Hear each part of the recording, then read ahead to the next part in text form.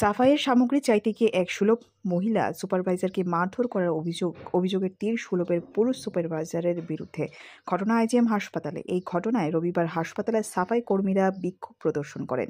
বিক্ষোভ প্রদর্শন ঘিরে আইজিএম হাসপাতাল চত্বরে উত্তেজনা ছড়ায়। পুলিশ পরিস্থিতি আয়ত্তে আনে। কালকে দুপুরে আমরা যে বিশ্ববিদ্যালয় তাইনে আমরা মালিক শিপরা তাইনে কইছে সুপারভাইজার তাইনে যেটা করছে আমরা মাল টাল বেশি চাই মানে লাগে যেটা এই মালটা তো আমরা দিতে দিব। যেমন কালকে আমরা ফিনাইল ছাড়া ওয়ার্ডও গেছি, ফিনাইল নাই তারা ফিনাইল ছাড়া আমরা ওয়ার্ডও গেছি, ওয়ার্ডও কাজ করছি ফিনাইল ছাড়া।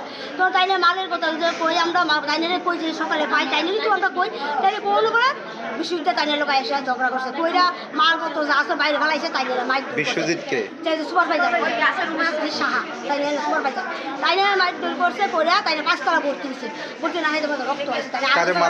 সুপারভাইজার তারা সুপারভাইজারই মারছে, মহিলা সুপারভাইজার মারছে মানে 5 তলা ভর্তি হয়েছে তাইনে ভর্তি ওখানে আইছে আবার 5 তলা দেখাইছে তাইনে ছুটি না নিয়ে গেছে বাড়ি ওখানে আবার আইছে।